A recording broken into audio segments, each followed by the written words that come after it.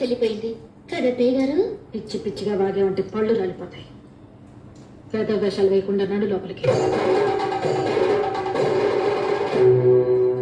ఏంటి దున్నపోతుల అడ్డంగా పరిసి తెగరచ్చిపోతున్నావు? కొట్టానంటే దవడ పగిలిపోతా. నీ కొడుకులాగా నన్ను గుప్పెట్లో పెట్టుకుందాం అనుకున్నావా? చెయ్యి నరికి చేతిలో పెడతాను. మావయ్య గారిలాగా నన్ను చీకటి కొట్లో పడేద్దాం అనుకుంటున్నావా?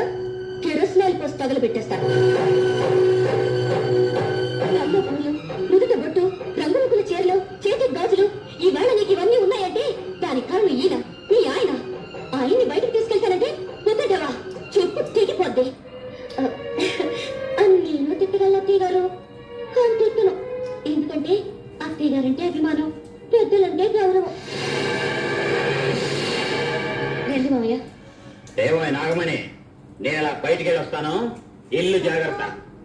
బాబాయ్ గారు ఏమా ఇప్పుడు నాకు పెట్టవా? టైం లేదు, మీకు తర్వాత పెడతాను.